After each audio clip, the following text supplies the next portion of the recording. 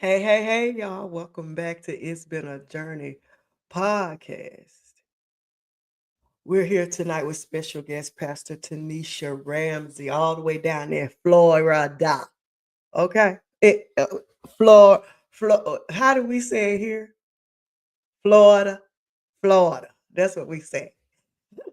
But look, tonight it's gonna be awesome. Thank y'all so much for coming back with us after we had to reschedule. But life happens, and this was scheduled a long time ago, so things are tending to come up. And I'm just so glad that she made time out of her busy schedule and traveling to come and spend time with us tonight, because I know God has a word for us, not just for some. I mean, for everyone that's listening, because no one here by surprise. Before we get into and I introduce you this phenomenal woman of God, I have a viewer discretion for you. And I have to give this out because some people still have triggers in their lives, which means some parts may not be healed and some may be. But I thank y'all so much again for coming. This episode contains sensitive content related to sexual assault and its aftermath, including physical trauma and healing. Listeners' discretion is advised. If you or someone you love has experienced sexual violence, you are not alone. Support is available, and we will have that at the end of the episode. But please check the show notes for resources and helpline numbers. We encourage all listeners to be careful and to take care of their mental and their emotional well-being as you tune into this. But I know you are ready because you are here joining us tonight, and I am so glad that you are. So, as I introduce this mighty woman of God, welcome to another heartfelt and healing episode of It's Been a Journey podcast. Today's conversation is one of strength, survival, and supernatural grace. I am joined by a woman who has walked through the valley and still preach from the mountaintop. Look, that felt good to me when I was, getting it together. But I mean, just talking to her, and I've listened to her podcast, this power that she have, and that's the only way that I could describe Pastor Taniesha Ramsey. She's not just a survivor of a horrific act of violence, but a living example of how faith can rebuild what trauma tried to destroy. I tell you, it is you don't know a story until you start listening to other stories and you realize that you are not alone. And I can say that because it's something to behold. And so tonight, I thank you so much. I am Chanel, your host for this evening, host of It's Been a Journey podcast. And I thank you so much, as I always say, for coming in with us tonight. And I will let you and like to introduce you to this mighty woman of God, Pastor Taniesha Ramsey. Blessings, everyone. Blessings. Hey, girl, how are you doing? Thank you so much for coming Wonderful. on with me. Thank you for having me be a part of your podcast. Yeah. Thank you so So, much.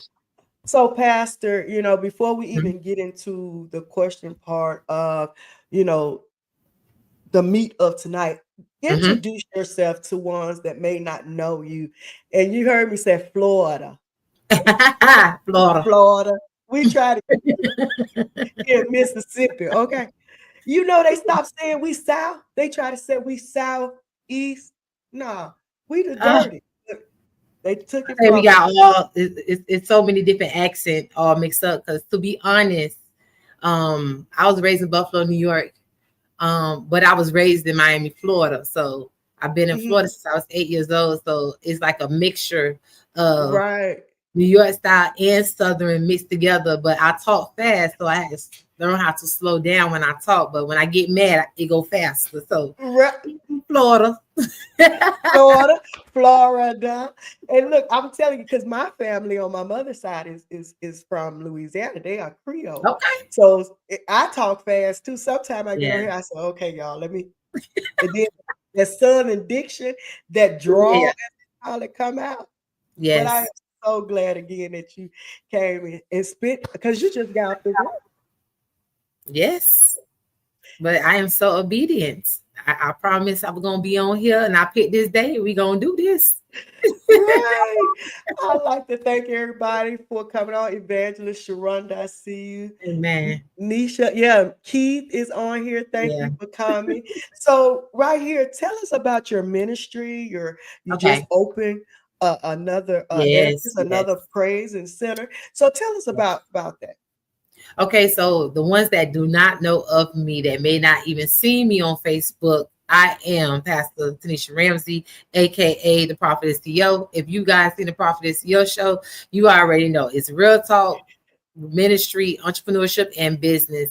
You never know what I might bring on or what I might talk about. You know, sometimes God will lead you in a way to help somebody with a powerful testimony as of today. So I hope you guys got your pencil, pens, and notebook and be ready to take notes, because I'm sure something that I'm going to share about my life is going to help. But I am the pastor of KPC, Kingdom Purpose Church Inc. And I'm also one of the pastors of KPJ, Kingdom Purpose Jacksonville, which we just launched May 3rd. Yes, yes. I'm so Okay. excited. Thank God.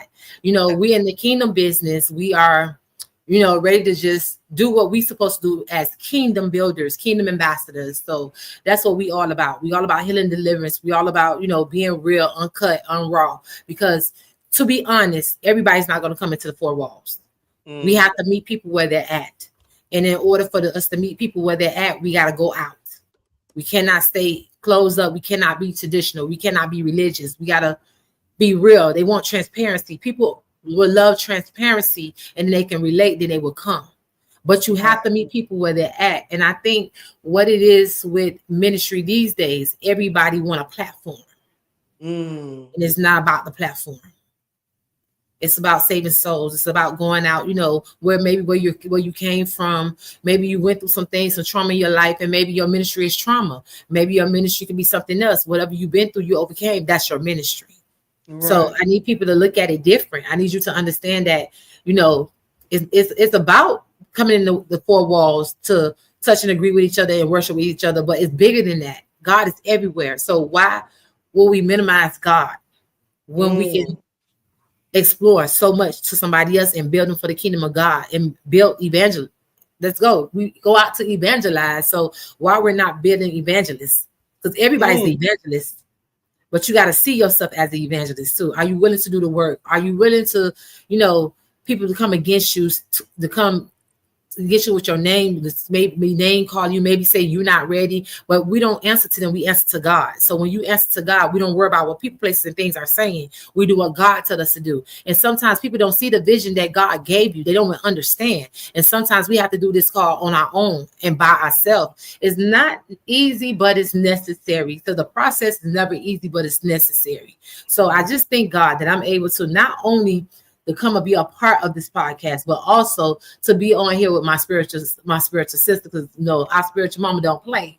Anybody know about the flow encounter, we don't play. We come to slay. So therefore, I hope you guys just stay tuned and listen to my powerful testimony as I share as we go forward. That's just me. I'm just a servant of God. I don't care about the titles. I'm just a servant. Right. So I want to go back because you said something about the evangelistic.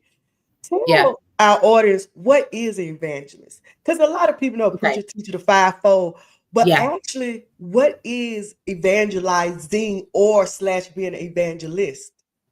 Well, evangelizing is being a servant at all times, no matter what. You're going out into the community to bring people back to the kingdom of God, but you also want to serve. We're not going to be seen. Evangelize is all about serving. So if God calls you to be a servant of God and you're a real true kingdom server, you don't worry about being in the forefront. You don't worry about nobody don't call your name out. You don't worry about who knows you by name. You just there to serve the people of God. You there to serve God, to give your 100% best and not nothing less. So going out to evangelize is when we team up and we go and we evangelize, do stuff together. That's how I look at it, because at the end of the day, we all are evangelists. You're going out talking about the word of God. But are you walking and you're talking what you're preaching, what you're speaking?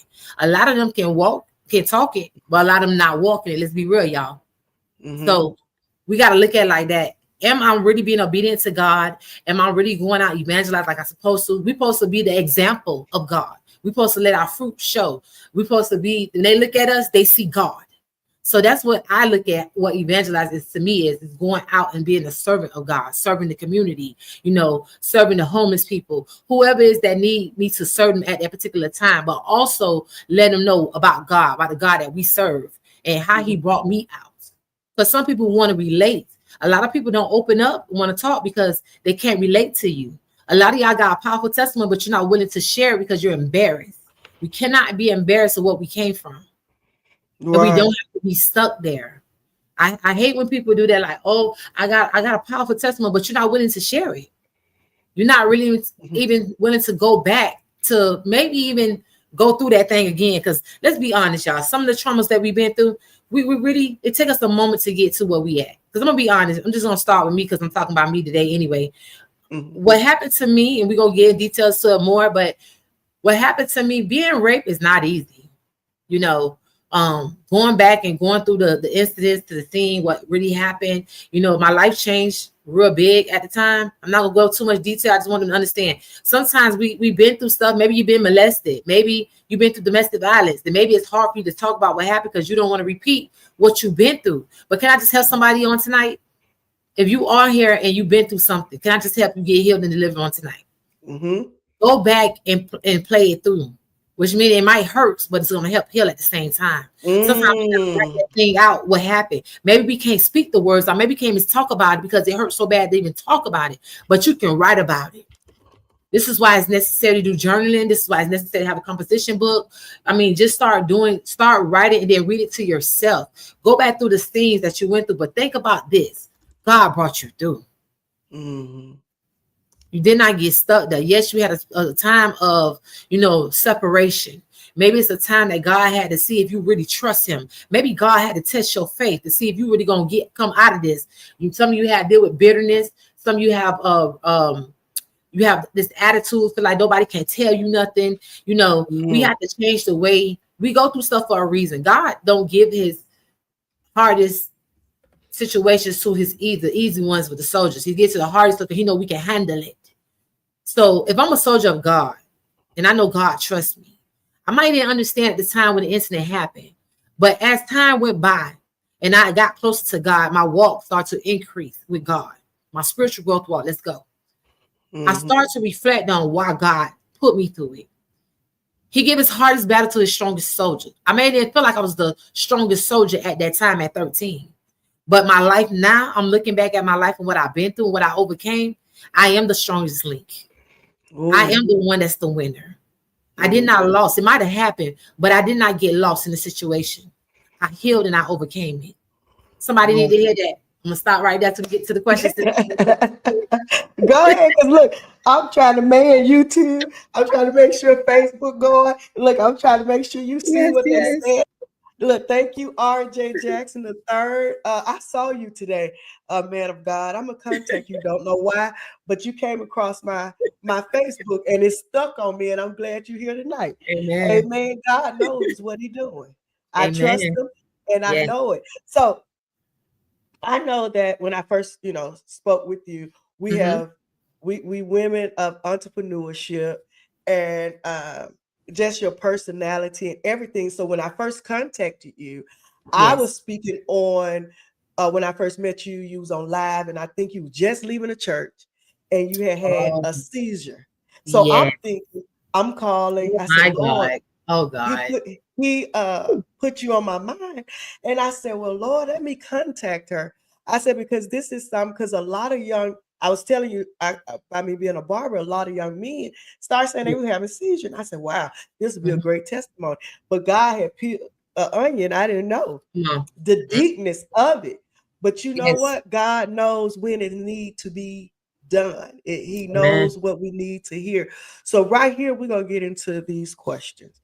And listen, y'all, I already gave y'all warning. She's going to share as God lays up on her heart. Right now, we're talking about the trauma, the moment that changed everything. So, Pastor Ramsey, only as you are comfortable. Okay. Can you walk us through the moment that changed your life and how it impacted your emotional and physical well-being? Okay, so I was 13 when I got raped. So the question is, did I know my rapist? Yes. Mm. Did I provoke him? No. Where did it happen at? School. I was in the 8th grade. Mm. I wasn't the only one he raped that day. Mm. So actually it was my cousin boyfriend at the time. And then actually my best friend, it was her cousin. I never gave him any idea that I liked him, that I wanted him. I was not flirting with him because at that time, that age, I really didn't care for boys like that. I didn't even want them in my face.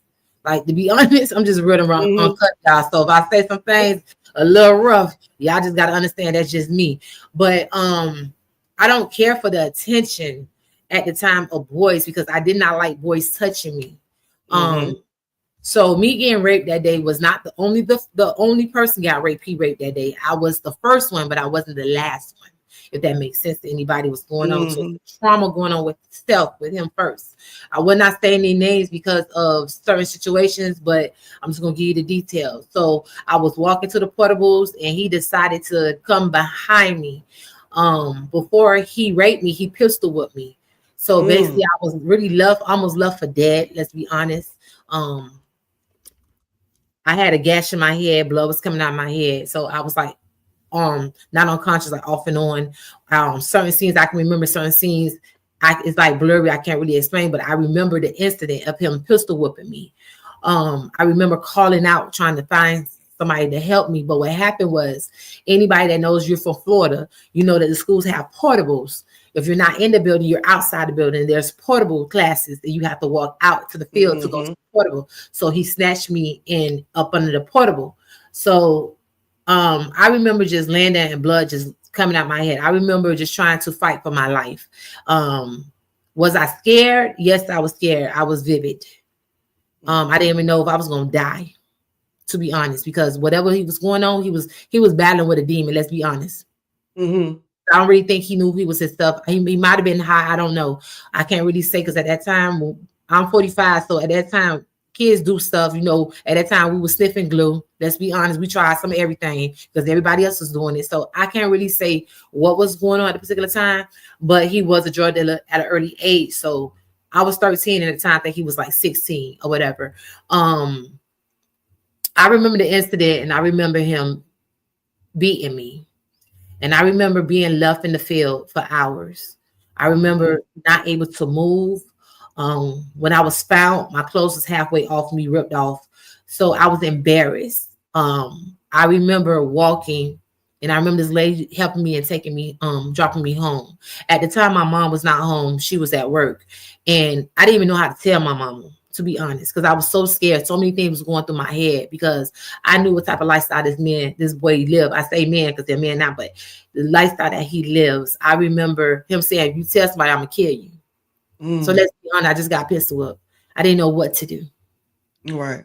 I didn't even know how to tell my mama because my mama at the time was not easy to talk to. She take everything out of proportion. She don't listen. She just react out. So I kept it to myself for a minute. And then one day my mom's friend came over and he decided to come near me. And I start acting different. When she have friend guys that come over, her mans come over and they'll talk or they'll come close to me, I'll start screaming or I start rocking, doing like this. I'll go in the corner and just rock or try to run.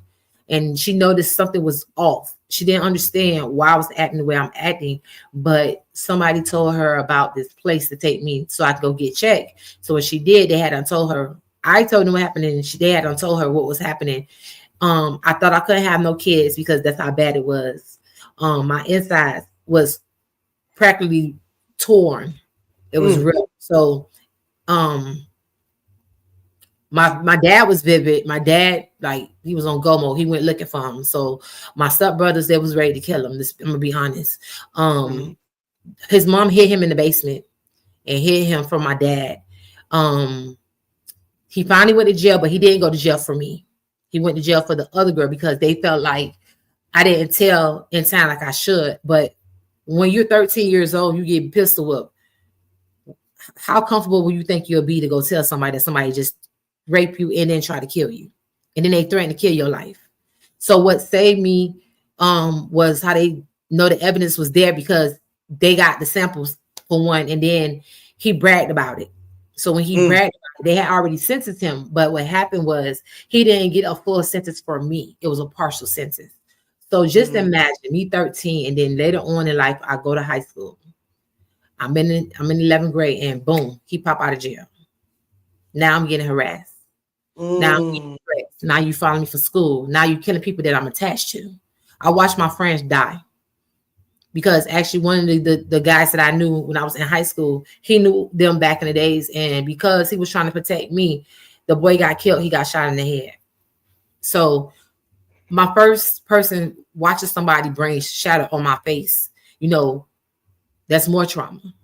So then I realized I had seizures. The trauma that I had was brain trauma.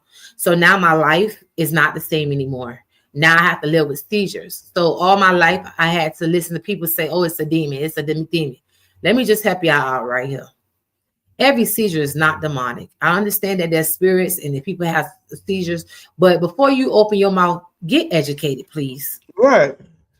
It was brain trauma that I had to live with. Now I got to live with the rest of my life because my blood not circulating, not getting enough air sometimes. And sometimes, even on my podcast show when I talk, I can tell when I mess up, but some people don't realize because I talk fast, so I overlap my sentences. And I was like, sometimes it's hard for me to think. So now I have to take medicine for the rest of my life. I was going to school having grandma seizures. I'll fall out of nowhere and I'll jerk. Anybody know grandma seizures? Those are the old seizures that you jerk and your tongue roll. Back then they tell you put a spoon and turn you to the side, but it's not necessary to do that now. You just got to turn to the side. Just make sure the airway out. So now, years down the line, I'm 45 years old, and I'm still suffering trauma in my brain. So it's like emotional wise, I felt like I wasn't normal no more growing up. So imagine it happened. I was 13. So 16, I was trying to kill myself multiple times. I was trying to commit suicide. I didn't want to live no more because I got tired of people picking at me. I got tired of people trying to say I was a liar, I was this and that, and it really happened. So me, at the time, I felt like I didn't belong. I was trying to fit into places that I didn't belong. Then I started getting around people that most people probably wouldn't hang with. Then the street life came familiar for me. I got addicted to street life. I got addicted to smoking and drinking at an early age. I got addicted early to becoming a stripper. A lot of times people get raped. People don't understand. Sometimes people come out good with it. Sometimes it triggers other things. It's other spirits that take hold of you because you feel like, okay, now you got to do this. Because you was, invited to this thing. Now that's all they're going to know you for. Okay, so, me being raped and my cousin being raped at the same time. And it's like, we're in the same household. We both going through trauma. We used to fight each other all the time. I'm talking about we just try to kill each other, stab each other. And we're young. This is what's going on. We're fighting like two men in the streets. So my mom put me in this program, and I'll never forget it. It's a mental hospital. And I ended up staying there for a year because she felt like they can help me. But it actually made me worse, sis. It made me be real abusive. I became a bully. Fighting became how can I say? It was a craving for me. I craved to fight. I had this anger in me that I just love to feel that feeling, that rage. So the rage took over me. So I was evil. I was bitter. I was the person, okay, if you come for me, I'm going to come 10 times for you. I was the person that I would kick your door in and whatever. It made me live a lifestyle that I didn't ask for. It triggered other things at a young age. Emotionally, as I got older, my walk with God helped me get better, I'll never forget when my counselor told me, she said, I want you to do me a favor. I want you to write down all the bad things you heard about your situation. And I want you to write all the good things that you overcame in the process of healing. So it took me, in my mind, I said, okay, when he died, I'm going to make sure I spit in his face. I'm going to go to his funeral, I'm going to spit in his face because that's how I was thinking for years. It took me the age of 31 to forgive the rapist that raped me at 13. And that was a hard pill to swallow. Because technically, I see this boy, to see him all the time. This boy's ran me down. Been in shootouts, trying to kill me, trying to kill the person who I was with. He always was stalking me. At an early age, I dealt with a person stalking me. And then it's like later on, I find myself being attracted to them type of guys. thug boys, and I couldn't understand why. And then I was introduced to being bisexual because I felt like a man could not please me or make me happy. So I turned to another woman. You know, I experienced a lot of things at an early age, but what I will say is everything that I went through in life, it birthed who I am today. Mm-hmm. So if you was to ask me this 20 years ago, I probably would have still been evil. I probably wouldn't have been smiling. I probably wouldn't have been this calm to even talk about it. Every time you try to talk about it, I bust out crying. I was an emotional wreck. I didn't trust nobody. Yeah. So it's Because a when lot you of just, different emotions. It's a lot of different emotions that can come from being raped and being molested. You know, it's a lot of things that can trigger. But what I will say is it built me for my life today. So yeah, even though you went through some traumas, maybe you went through rape, maybe you was molested, all I can say is take the negative part and turn it into a positive and get to know God for yourself. Because I'm gonna be honest, my journey was never easy, especially me trying to kill myself. I done cut my wrist, I done took multiple pills. They had to pump my stomach out plenty of times. And I was like, why God? Why do I have to live? I don't want to live through this. I don't want to even go through this anymore. You know, it triggered a lot of different things. I had trust issues. Even though I was the strongest link in the group with my friends, they didn't know that I suffered with believing in myself because it's so easy for me to cover my pain. You know, everybody else going through something. I'm still being the strongest person for everybody else. But at night, I was at home crying my eyes out, asking God, just take my life. I don't want to live no more. But I had to heal me. right. That's the thing. When you was talking earlier Mhm. about the anger issue part, Yeah, that's something me and my husband, him and I was talking yesterday, and we was talking about the issue of anger. And I yeah, was telling him similar to what you said. I said stuff happened. I said when the ordeal happened to me, I was grown. right, Okay, right. I was in my 30s, right? Yeah. And I'm in my 50s now, and I it took me 3 days, and I think my aunt is on here, prophetess. Mhm. And it took me, I told her, but it took me 3 days to tell my mom. I Wow. told my aunt first.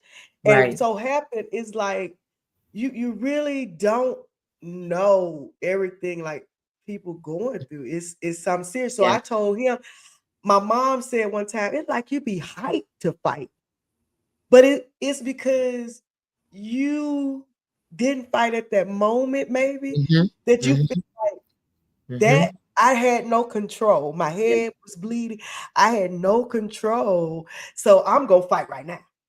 If Yeah. I didn't fight, I just want anything that touched me, brushed me, and I just Mhm. was ready, ready, ready. So how did life for you on a daily level, like your emotional, mental, spiritual, physical? How did you, after all that you just spoke about, and you had to Mhm. go through those things, from going to get help in the facility, going to try to find love But in the that's the thing. Before we go, I'm gonna go with that question you just asked right there. mhm, In the facility, right? right. Supposed to help me, but it's really messing me up. They'll Ooh, put me on Prozac, and I'm talking about 100 milligrams of Prozac. Anybody knows that type of medicine have you to react out. I was punching holes in the wall, being everybody up in the facility. I was at myself. It was times when you may be talking to me in my mind somewhere else. I'm a zombie. I was getting mm, addicted to the feeling of the pills or the medication. And then when I was able to come out and start high school, um, I was finding myself popping pills because I got addicted to the numbness. So you tend to do things that you normally don't do. Then you start hearing voices. A lot of people mhm, want to admit it, but they had labeled me as bipolar, and they tried to say schizophrenia, but I don't feel like I was schiz. I feel like I was just trying to find me, my identity. mhm, You know, and then I still had a lot of anger built up because you hold so much in, and then you play it back in your mind what happened, and it's like I felt helpless. I couldn't help myself. mhm, And at the time, like, why me? And it's like you're young, so you really ain't. as skilled as an adult probably will be That's fighting right. wise. You trying to find your way and trying to push this heavy muscle person off of you. You trying to breathe at the same time, but they putting all the pressure and they just pistol hitting you. So right then and there, I was like, God, just take my life. Just take me. Plenty of times I just wanted to die. Right. Because I had a heaviness in my heart, like nobody's not gonna want me. I felt like back in the days, you know how your auntie and your grandma say, well, she's spoiled. You know, it took that to happen to me to understand what people were saying. Like, what you mean spoiled? I ain't had no kids, but that was really mean. But they was tending to use that to say because they was like, oh, in so many ways they didn't really want to stay in front of you, but they'll let people know, oh, she got raped, but she's spoiled. She done been touched, and then it made you feel like it's your fault. Yeah, and you a young person. You just started to live life to understand what life is. You know, my thing was what was my outlet was sports. My outlet was that and poems. I like to write poems. I always love to write and draw pictures. So my outlet was drawing in the hospital. But there was times when people would set you up. Like even being in the mental hospital is not safe. They was molesting us. They was tying us to tying us in the padded room, tying us to the bed. And when they give us the medicine, our body is helpless and they're touching on us. So, you know, one girl I met, we went to the same high school at Central. So she was like, oh man, you go to Central? And it's like, you don't really want to tell nobody your story, what you went through, but you know, they have these group sessions that everybody's, you know, share what happened to them. So everybody can get help, but sometimes you can't do group sessions because you tend to break down. So you have to do one-on-ones. So my reaction was when they asked me questions, I will react out. I would want to fight because that was my comfort zone at that time for me. I didn't want to talk about it. It took me now in my 30s to talk about what happened and not even break down and cry, scream, yell, or just react out. You know, today now is like, oh, I overcame it. It's easy now because I got healed in the inner me. I had to let it go. And it's like the lady say, this is what I want you to do. If you can talk to him right now, write a letter.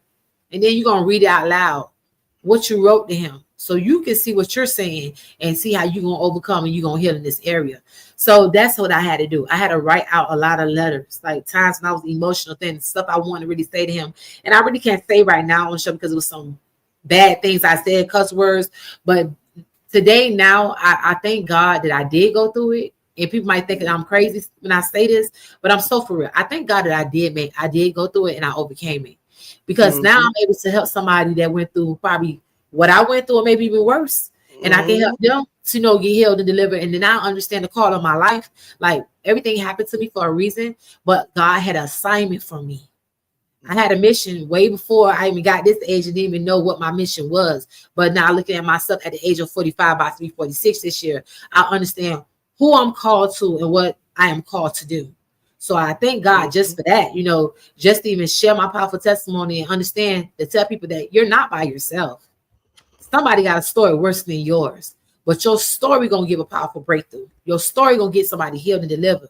Your story going to help somebody be able to talk about what they went through and how then you're able to show them how to deal with situations, your emotional traumas.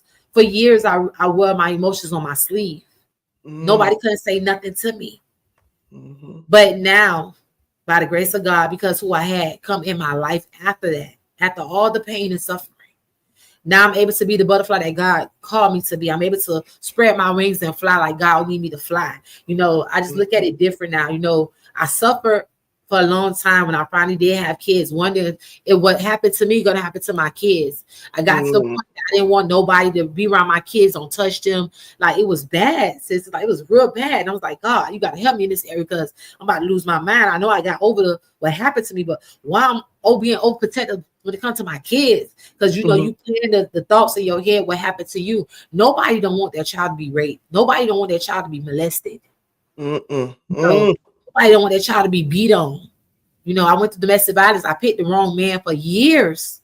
I dated the wrong man in my life. And it only got worse. It became a cycle for me. I had a preference that I liked it.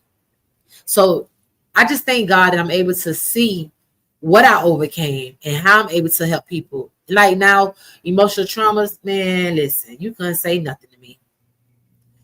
If you say something, I'm gonna come back 10 times stronger than what you said. You can't hurt my feelings. It made me it made me bitter and it made me cold-hearted. I'm gonna be honest. Mm. I was cold-hearted for a long time. I didn't care what I said to people, how I said it, what I said. That's what it was.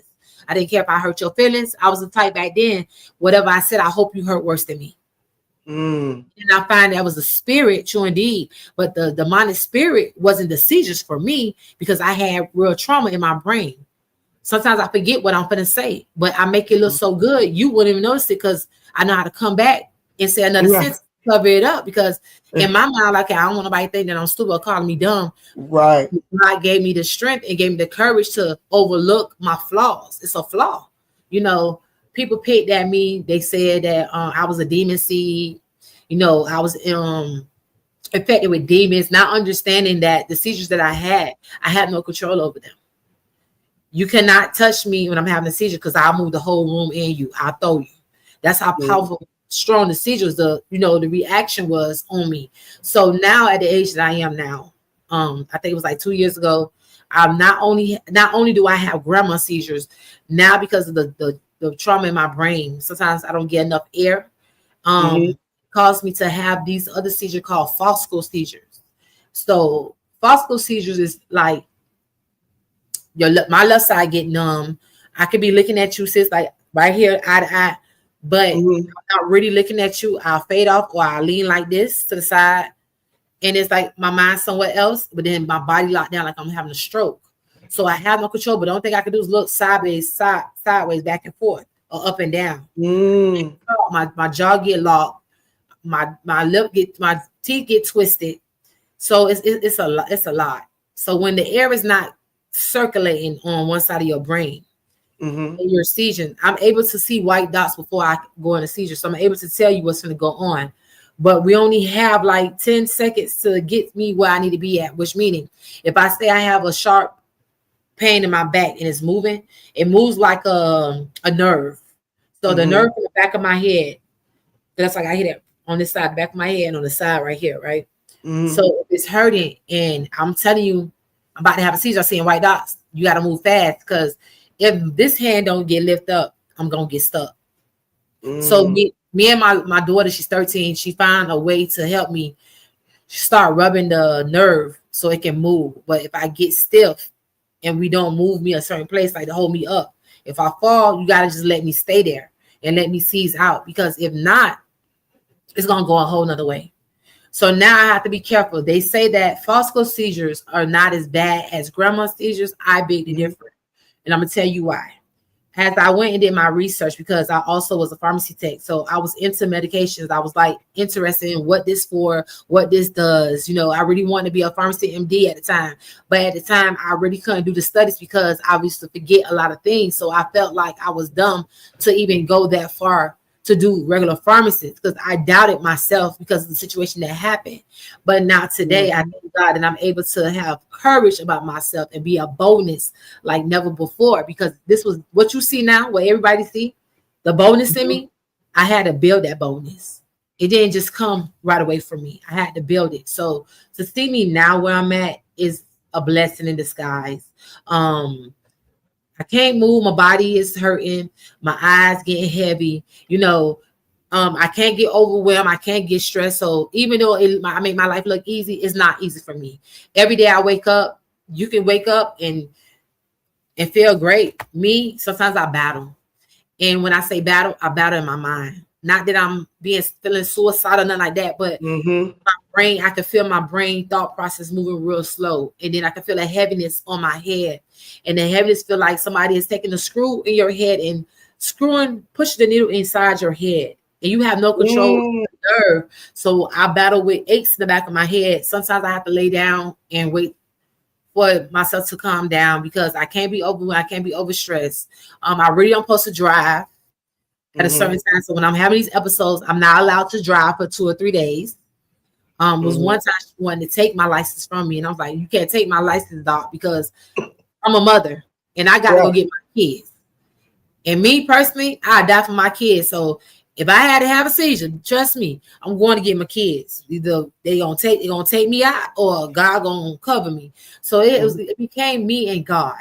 I started to trust God more, and I stopped listening to what people were saying in my ear gate, because sometimes people will say stuff in your ear gate and it'll make you feel like as if you are what they say. So you have to X out the naysayers. You have to keep yourself motivated. You have to say confirmations to yourself just to keep yourself going, because sometimes the meds will have you thinking different. Let's be honest. Some of the meds not good for us, y'all. That's why I stopped taking certain ones. And I'm on the highest medication of seizures. I'm on Capra.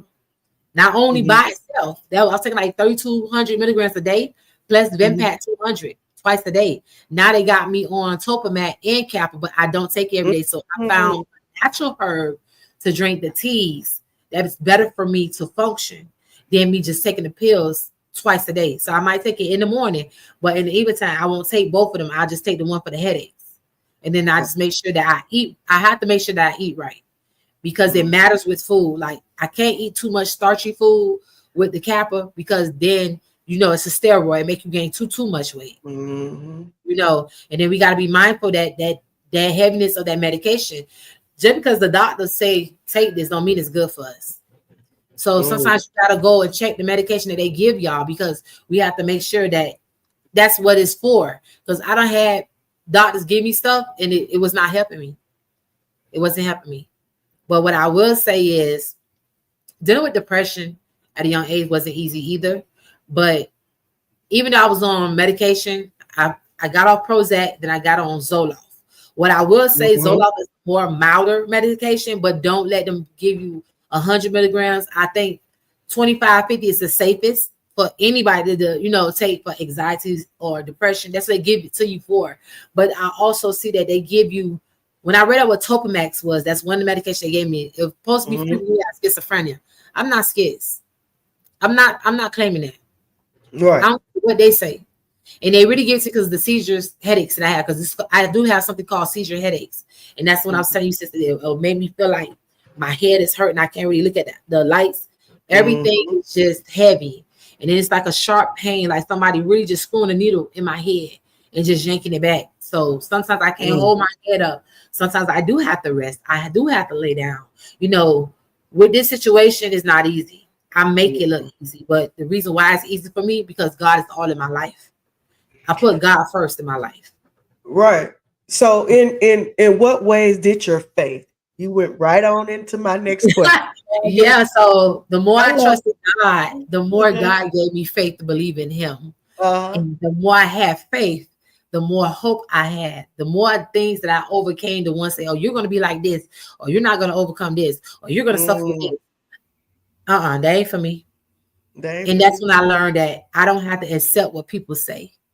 Right. I don't care if they have a PhD. The PhD I trust is God. So if I say, God, it's me and you, and I ain't gonna take this, man, but you got to give me a way how to come out of this. He started letting me see people, and then they was like, they was into herbs, they was into like different medications. And I noticed that B12 is a nerve medication that you can take for seizures. So you don't have to take the seizure medicine that the doctors give you. You actually go get some B12 and some other medication like that will help you, like B6, I think it was I was taking, and it will help you with your seizures, because it's a nerve situation that's in my head, right? That's going on. I got nerve damage. So it actually helps with that. And then I noticed that the more I used to do my prayer, my one-on time with me and God, the more he started increasing me in my prayer life, the more consistency started becoming my life, because I had to learn that if I don't pray for myself, I can't depend on everybody to do everything for me. I think my situation put me in positions to trust God more than ever. And not only that, he was birthing him inside of me. He was showing me what kingdom really was. I walk, eat, sleep kingdom. So it go hand in hand. Like, okay, people quick to say, well, I'm depressed. I can't. You already gave the devil victory when you said I can't. I started speaking life into myself, to Tanisha. Tanisha, you got this. This is what you got to do. Even when people didn't understand certain things that I did or why I did it. And then I find that God was helping me to help others. I might have been going through something that week, but I encouraged somebody else and they did better than me that week. But what I also learned, that God showed what I needed to tighten up in me, even though I helped them overcome some things, and I probably was struggling that week because some weeks are hard for me. I'm gonna be honest, it is. Some days I put things down and I don't remember where I put them at. Sometimes my kids, I be fussing with my kids, and they're like, "Mom, really, Mom?" And they be right in my face because it's that hard to remember some things. But then you also have to know when to take your medicine, how to take it, and then how to break it down. So when they finally level my medication, so now I don't take 32 milligrams anymore every day with Impact. Now I only take 1100 milligrams. Okay. But I don't take it every day. So I'm finding myself slowly but surely that God is healing me. Not saying I don't suffer certain things, not saying I don't still have the seizure headaches, because I do. But I found a way to keep Taniesha calm. I found a way to not let people come in my space more than they need to be. I found a way to ignore certain things that's a trigger for me. Even coming on here tonight, the enemy is very busy, but we don't give him no access. Oh, no. Because something happened with me before I came prior to your show tonight. And I could have said, I don't want to do it because I'm frustrated because the enemy will use your family to attack you. Right. Even tonight, it's a test. In life, it's a test. If I would have not came on here and blessed the podcast tonight and let you bless me as well, because it's a blessing to be in your presences. Everything happens for a reason. You understand? Everything. So I was like, it's so much going on. My son could have just died Saturday. I'm dealing with a lot right now, y'all. And I'm showing you how much strength God gives me. And he was dehydrated so bad. Everybody have their opinion about what's going on, why I do things. Even today, like why I left and my son is in the hospital, but my son is fine. He does not have kidney failure. There's nothing wrong with his kidneys. There's nothing wrong with his lungs. And there's definitely nothing wrong with his heart. But see, what I love about God will take a situation and he'll let the enemy bring a distraction, but he'll want to see if you trust him and have faith that you're going to get stuck there. Because in my mind, I was going to cancel everything. I wasn't going to come up here. I was just going to stay home and stay with my son. But I thank God that I'm able to take care of my kids with their father and have an understanding that, okay, you got ministry in you. I'm going to go ahead and let you do ministry. I got this. It doesn't matter about what the family thinks or what they say. You got a mission to do. You got an assignment to do, and make sure you finish your assignment. So communication is a plus in any situation that you guys are in, relationship, marriage, whatever, friendship. But when God has when you are the chosen vessel and when you are called to do ministry, we got to understand that we are going to be attacked. When he cannot get you, he's going to use the people closest to you to attack you. And this is how I know I have overgrown so much stuff. Because the old me, what happened today, would have went from 0 to 2,000 real quick. I laughed it off. So I know I have grown so much because the old me could have came out. And I could have put my cross down today. And being a leader, being a pastor, let's be honest, y'all, because some of y'all ain't going to tell y'all true. We have days we human. We have days we want to snap. We want to crack and pop. And I did want to do that. But when I thought about how far I came, the woman of God that God built me to be today, and the people that's my assignment, this is assignment right here, right now. We had to reschedule once. It wasn't going to be a second time because we was definitely going to come to a third time. Even through the midst of distractions, even through the name calling, being disrespected, I still had to come forth. I still had to share my powerful testimony. Because I understand this, even though my traumas may have not happened, I'm not stuck in that situation. You're not. Come on. And then even in the middle of the trauma, you will be tested, but will you pass the test? Will you act like a fool because they act like a fool? Because my grandma always said, let a fool be a fool by themselves. You still walk in integrity. You still have character about yourself. You let God deal with your battle. So when you get to know God for real, you don't worry about people, places, or things. We fight in the spirit, not physical. So when I learned to stop fighting physical and start fighting more spiritual, the more better my life has been, the more less stress I have been stressed out, the more I'm able to overcome some things and help other people overcome. So even though my life is not easy, sis, I just thank God I'm able to share my day-to-day with certain people and, just live by example. You don't have to be what they call you. You don't have to be stuck because you you have a situation that you're dealing with. Some people deal with depression because of different things. My depression came because I got raped. My stress came because people didn't understand me. And I was trying to fit in with everybody instead of just trying to live and be Tanisha. Because at the time of a teenager, I still was trying to figure out what my identity. But me as a grown woman, as a woman of God, I know my identity. So you have to have a boldness to understand that people are not going to accept you. You are abnormal. You're not normal like everybody else. But what you can do is walk by example, because I'm not what they call me. I'm not what I've been through. I am a child of God. I'm going to do what God called me to do. And when he called us to do things, sometimes God going to call you to do things and you're going to be alone.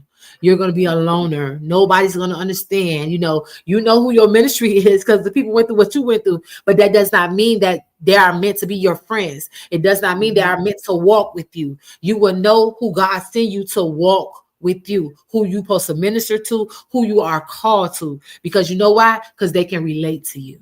They will not judge you. They will not criticize you. They will be there to help you. So that's why I said titles. I don't care about titles.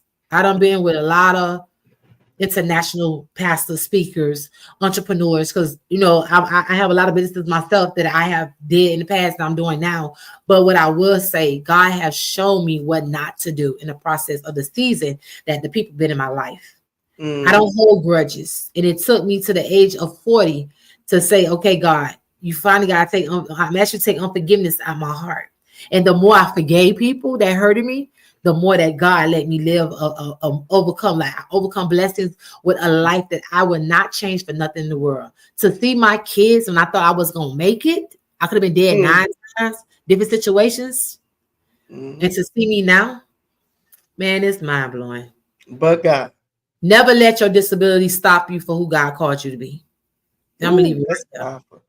Yeah. So when you said that, when you it was so much, I'm gonna have to start writing it down.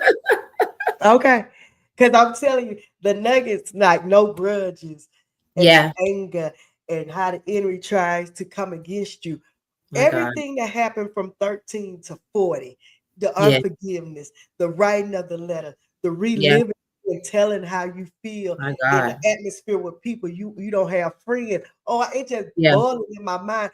What was that moment, though? That specific moment when you felt God saying it's time, Tanisha. When God let me be the example to help somebody else that went through what I went through. God put me in a place at the right time. I was on the phone with somebody that was going to commit suicide. That was going to they had a gun to their head. And they say God led them to call me. And I was on the phone with them for 2.5 hours. Going in with them. They kept saying negative stuff. I kept speaking positive stuff. They kept saying other things. I kept doing warfare scriptures. I kept yelling it out. And then God showed me who he was in that particular time right there and how big my call was.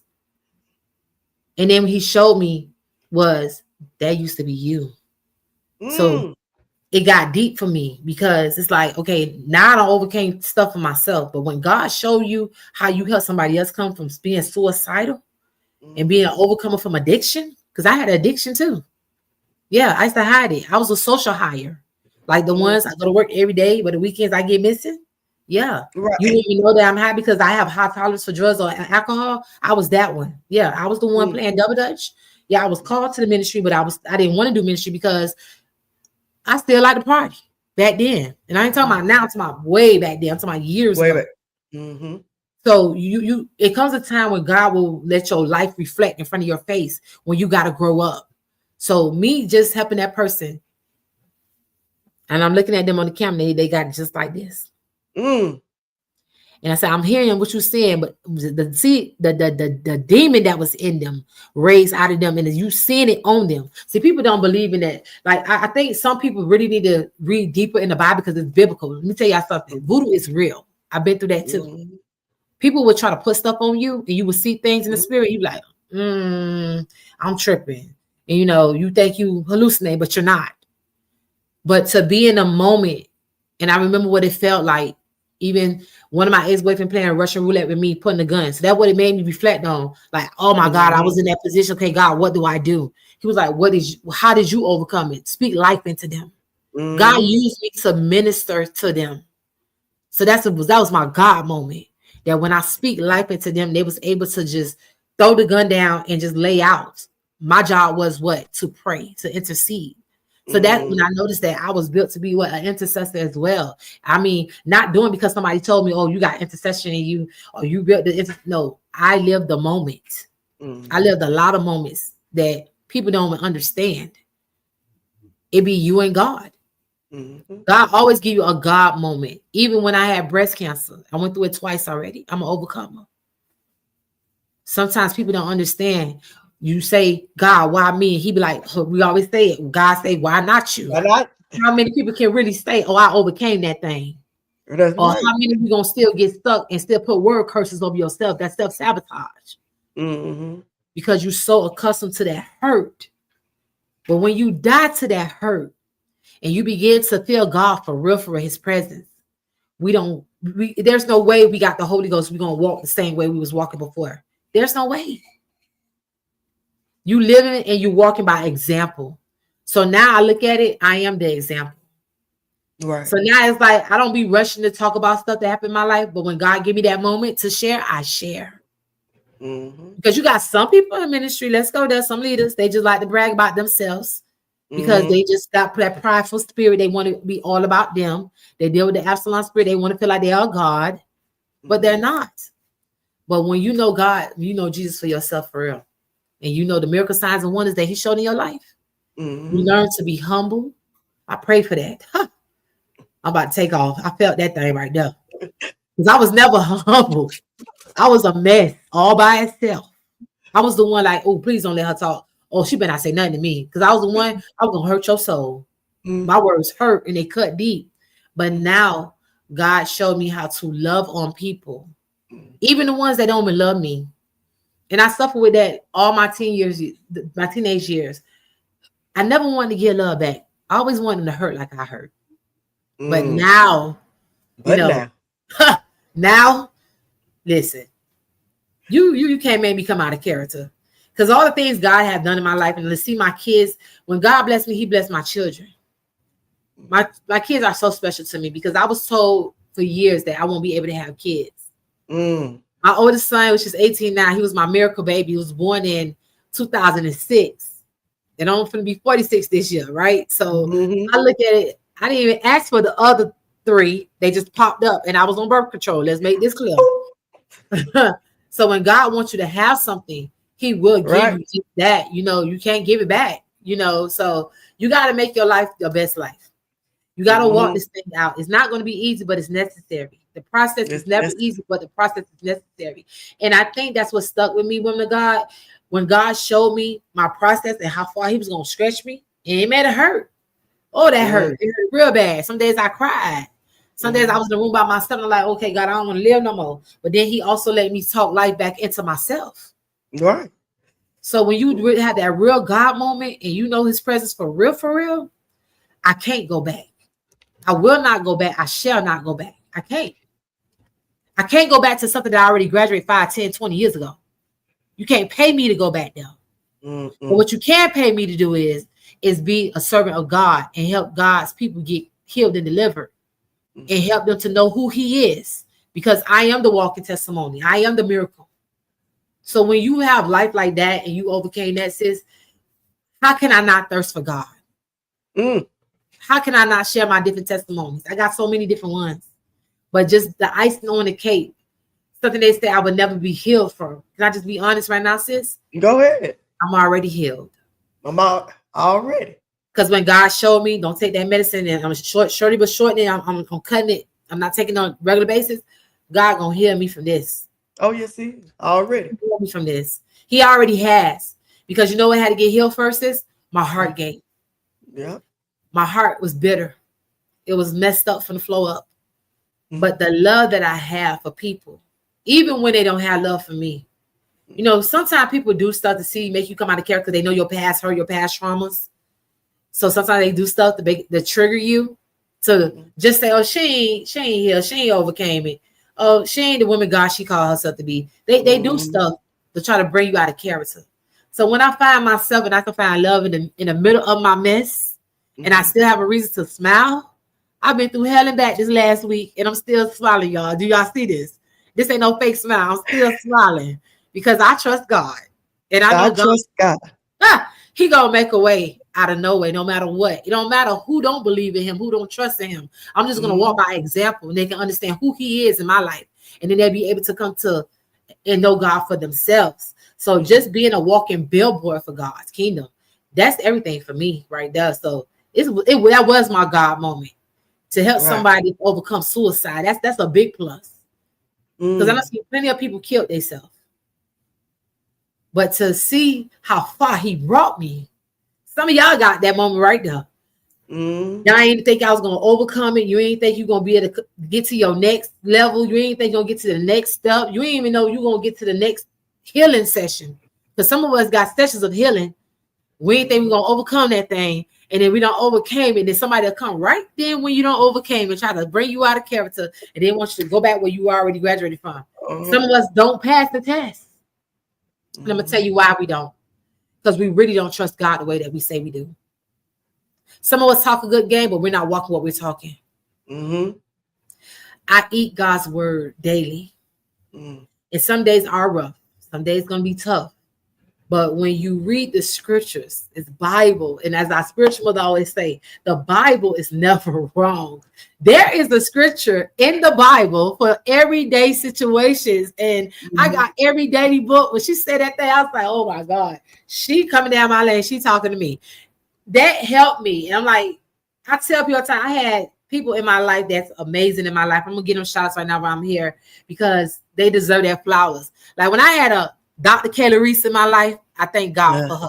You know, I have a Stephanie Saunders in my life, my spiritual mom. I thank God for her. You know, I have so many people that help me to overcome things in my life in different situations. And I had a Nicole Peters in my life. I thank God for her.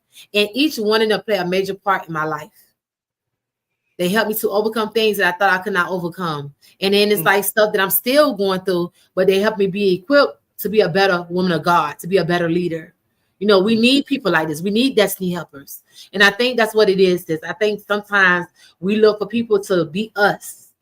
And then sometimes God like, nah, I can't show you people look like you yet. I got to show you what's the wrong so you can understand how to overcome and not to react to certain things. Because sometimes we so quick to reply to the reaction. We don't take time to even think, oh, they're trying to trigger you. Sometimes God put you in situations just so you can go and get and pray. He just want to see if you're going to really pray for your enemies or your naysayers. Too many times we want to come out of our flesh. Flesh, sit down somewhere. I always say that. Y'all know that's my favorite. When I feel like I'm finna erupt or flesh, sit down somewhere. I got to minister to myself. So when God put me in a place to minister to myself, and then you already know when the Holy Ghost come in, it take off. So you able to minister to somebody else. That's a whole nother level. So those are the moments in my life that I live for. You know, not only trying to help somebody else overcome, but to still I need validation, but to validate the God that's in me. So I can feel God present every time. It could be another testimony in my life, or I can help somebody else get another testimony in their life, because sometimes people have to relate to you. This is why transparency is so needed. We cannot be ashamed of what we went through or what we've been through or what we overcome, because sometimes people need to hear the worst of the worst, because they be right there at that moment. They was either going to kill themselves today or tomorrow or next week. They had already planned it out. And that's what I was in when I was a teenager. Every time I wanted to kill myself, I planned it out. I know what day I was going to do it. I know when I was going to do it. I know how many pills I was going to swallow. I know where I was going to cut myself. I knew the time and the hour. That's sad. That was the trick of the enemy, because the enemy played with my mind. So by I had trauma in my mindset, he would play with my mind because I was vulnerable there. But I did not get stuck there. So I thank God for that I didn't get stuck. I thank God that I am an overcomer, and I'm able to, you know, share my testimony. I don't have to cry anymore. I don't have to feel like I don't belong. So if you got to stand by yourself, do just that. Because whoever God called to you, whatever your ministry is, he going to bring you just that. Stop trying to sit at the table with everybody else. Your calling might not be their calling. Right. Your assignment might not be their assignment. But you ask God, God, show me what my assignment is. And if you got the ear to hear, and you know God's presence for real, I'm telling you, he's going to show you everything you need. You're going to be able to write your own blueprint out for your whole ministry, your organization, because I got an organization now too. Like, I never seen myself having an organization, but I have my own organization to help people now. God blessed me to feed 2.8 million people. Oh. So people talk a good game, but I'm not a Uh-huh. bird. That's why I be laughing like, well, I want to do this or that, not knowing what you already done did. And you know, you volunteer your time to help, and they think you trying to come take over, not knowing you already accomplished that. You're really just trying to help. But see, that's why people got to get to know people for themselves. Stop listening to what people say about people. Because people are different than you doesn't mean that's who they is, because what people say. Get to know people for yourself. And it'll be a better unity, it'll be a better place, it'll be a better worship, it'll be a better ministry. Because God is calling ministries to unite and collaborate. I'm sorry. There's no I's and we. Everybody want to be the big dog in ministry. Everybody want this high title, but you can't walk that calling. You want to go up to different titles, but you don't even know what the weight that it carries. The weight. There's weights in ministry, y'all. There's weight. Yeah, it if is. you ain't never been through nothing, you ain't called to that title. So I'm telling you, because I'm telling you, God gonna stretch you, and He will test you to see if your faith is, if you really have faith in Him. And He will take the closest people to you. I lost so many people in my family, but to lose my cousins like my big sister, that right there let me know that I was meant to do ministry. I could have said, no, I don't want to do ministry no more. I'm good. Okay. Yeah, I got a license in 2017, but I don't want to walk that walk no more, because you just took the best thing in my life. You took the person that motivated me, that kept hold me accountable. But I always remember before she passed away, she said, I'm so proud of you. I don't care what they say about you. I don't care what the family think of you. I don't care if they keep calling you the black sheep. You walk forward. You go forward. So when you have people in your life and they do good, they mean good to you. Sometimes I think we be connected to people, and the enemy will try to make you think that you got to be in secret competition, because I go through that right now with my own family. And I'm not a competition. I'm really here to help. But people can say they love you, and they really don't love you. You just got to know what love really is, because love is the action word. If love ain't got no action behind, I don't care if it's your mama, your daddy, whoever it is. If they don't show that, they don't love you. And that's the tough cookie to even swallow. Sometimes you got to remove yourself. I had to do just that, remove myself. Because sometimes you get tired of it being a secret competition when you're never meant to be a competition. You're just really there to help. But we got to understand too, that even though we go through traumas, we had went through something in our life, that everybody don't heal the same way. Some people still battle the spirit of rejection, the spirit of offense. But you got to look at it like this. I overcame that situation that they're dealing with. I got to be the bigger person. I got to walk this thing by example, no matter what they say, or how they try to cut through, how to hurt me. I still got to love them in the middle of that mess. And that's what happened. God had to take me through it a couple times before I got it. Now I got it. So now I'm willing to help no matter what. So that's what I love about Christ. That's what I love about Kingdom. He uses you in the middle of your mess to help somebody else have a powerful testimony. So it's to me personally, it's the connections. It's the real kingdom connections that I love, that what God is showing me now. You know, me doing ministry, I said, I don't want to be a pastor. I don't want to be a prophet. I don't want to be this. I don't want to be that. I don't want to do that. And now look at me 10 years later, look what I'm doing. I said, I don't want it. So I still say I don't want it. I still battle with self. Why, God? And then He always showed me why I need you to do this. And then the thoughts, you can't be stuck with something when you got a prayer life, when you got to call things out. We got to cast things out ourselves. People are so quick to call things out in people. And sometimes us as the people are saying things, renouncing some things in people's life. We battle ourselves. So that's why you got to denounce. This is why healing deliverance is a daily thing for self as well. Even pastors. Yeah. Because mental illness is a big plus in leadership right now. A lot of people can really learn a lot from people that look like us. Because a lot of people cover up the hurt. They only want to show the good. They never want to talk about things what we just talked about. They're not going to never share that, you know. So I think this was really necessary at the right point of time. I know we've been talked about this, but I think everything happened for a good time and the right time. Oh, yeah.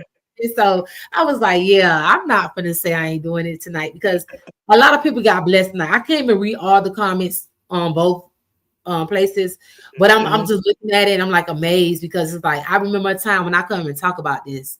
I remember a time when I didn't want to even share about this. I was embarrassed. But I thank God I don't have to be embarrassed or nothing. I could just be who he called me to be. I could be Tanisha, just regular Tanisha. And not Yeah. worry about how people feel, what they think, because somebody on here need to hear that. Yeah. Somebody dying right now, somebody child going through it right now, and they're embarrassing me in this. Oh, my child went through this. But now I just help you how to help your child. Yeah, because one of the biggest things before I even started this, it took me almost 3 years. I was like, nah, come on, Lord, now. And I say, Look, you're doing look, amazing. You're doing and amazing. prophetess said it. She said Yeah. it in one of the prayers, like, you be telling Lord, get somebody else to do it. Did it?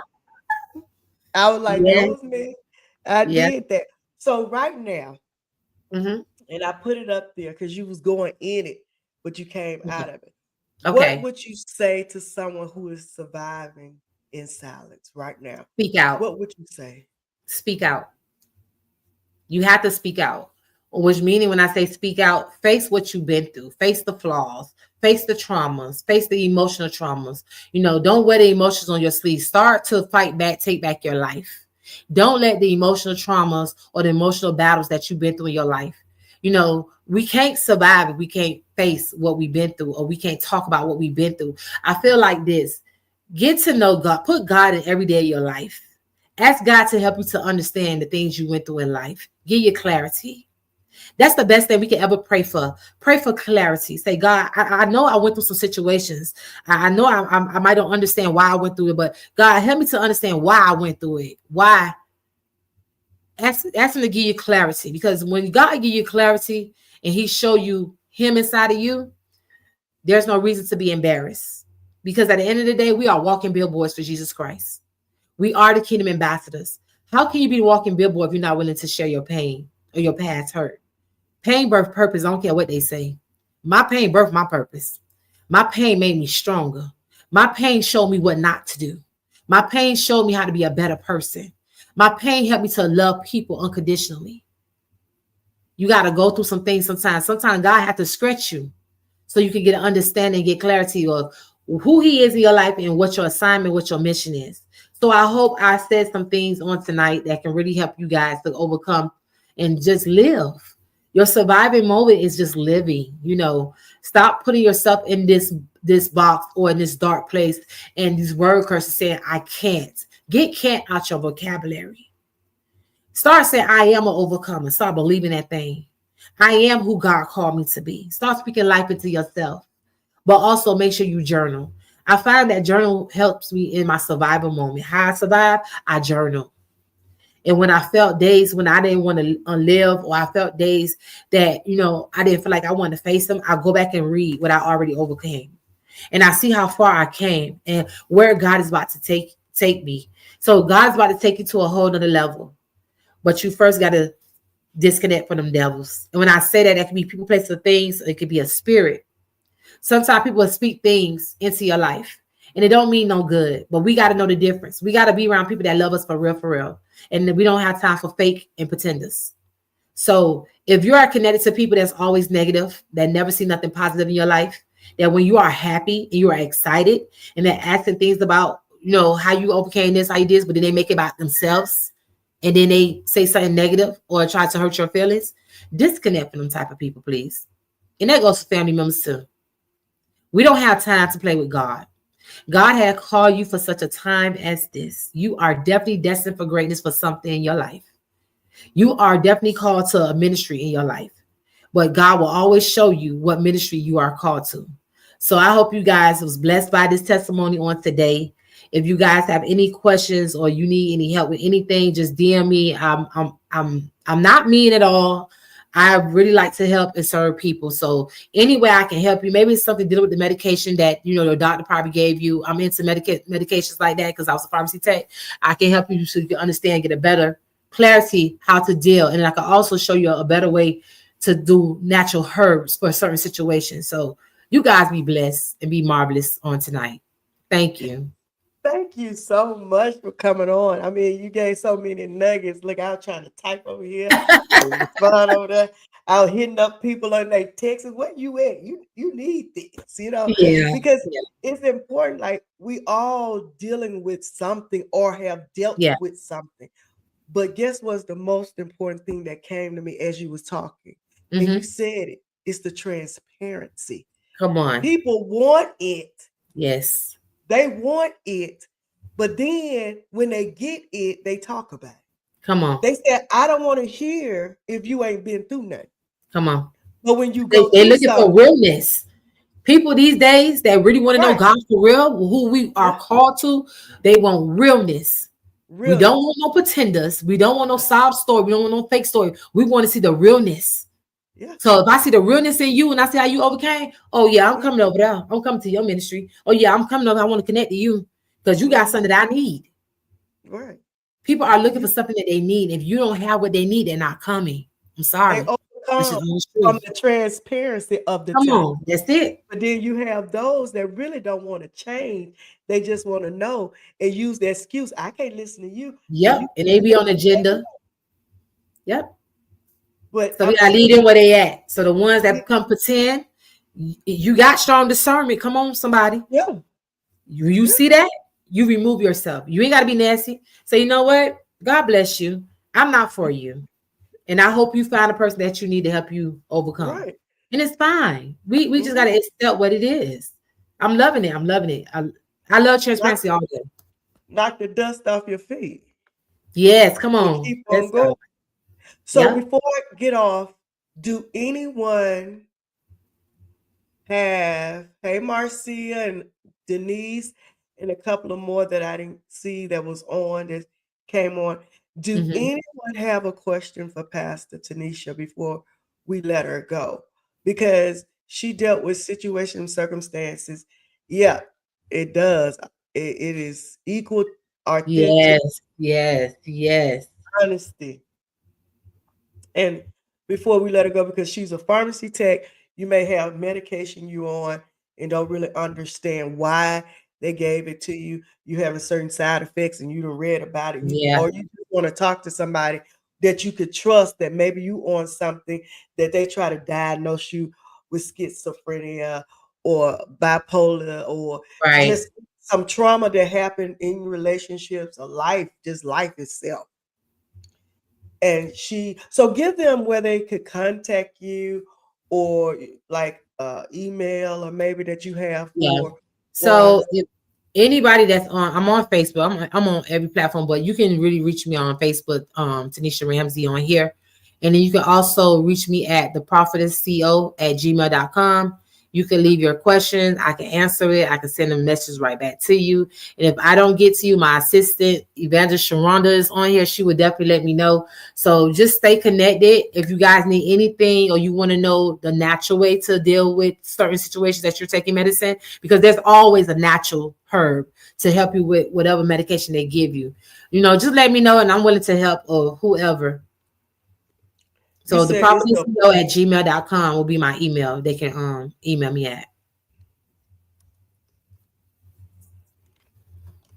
make I'm gonna sure I type it put in it the so you comment. can, yeah, put it in there. So just in case y'all need a private conversation, because of the now right here, while she giving you information on how to contact her, I'm gonna put up some numbers on the screen.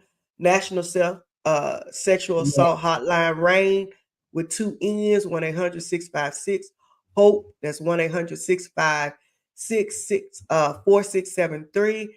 We have Amen. Sexual Violence Resource Center, 1-877-739-3895. We have plenty, y'all. It's Yes. help out there. National Help for Male Survivors, Yes. 1in6.org. And y'all be surprised, there are some men. Yep. I dealt with a close friend of mine.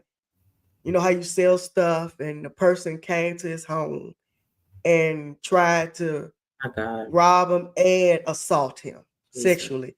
And this was supposed to be a heterosexual male. Wow. And y'all, I thought I was on the first Mhm. 48. I'd never seen stuff Yep. like that before in my life. So me, and if you're on here, uh, Know there's help for you. National Helpline for Male Survivors 1 and 6.org. StrongHearts Native Help.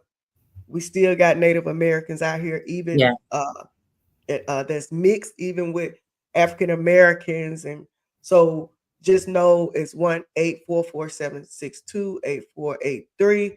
And if you just want to text crisis, just text home to Mhm. 741-741.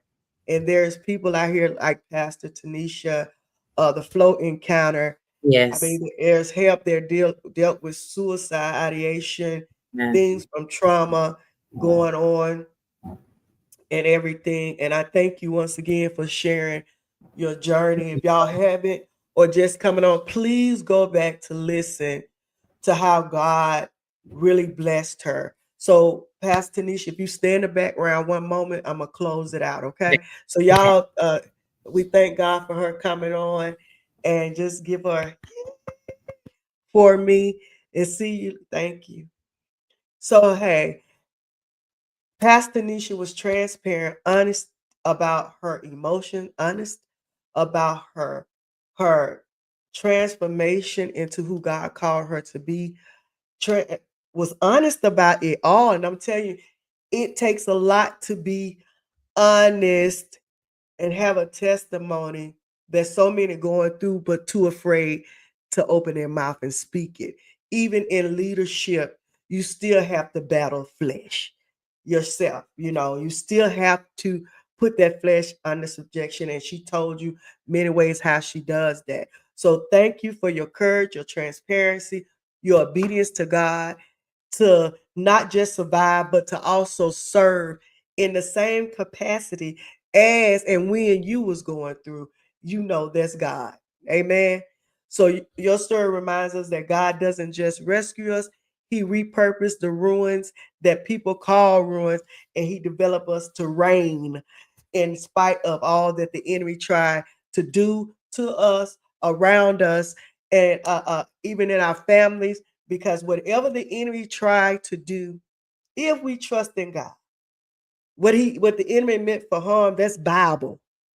God will turn it for our good. He will work it for our good. So to anyone listening who feel unseen, unheard, uncertain of their own healing, let this episode be a lifeline. You may have scars, but you still have breath. And you are breathing. And with breath come purpose. So remember all the hotlines that we had on the screen.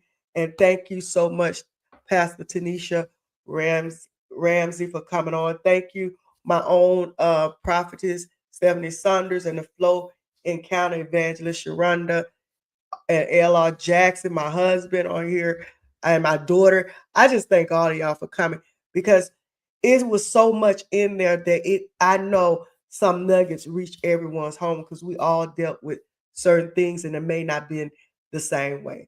So listen, y'all, remember, no matter what the enemy mean to harm us, God could turn that thing for our good, and that good could the outcome of that good could bless someone else. They shall overcome by the words of your testimony. Until Monday, where we speaking with Ms. Valerie Edwards about I'm Not Fatherless. So y'all come back. It's Monday, 7 p.m. Central, 8 Eastern time, right here on It's Been a Journey, because we here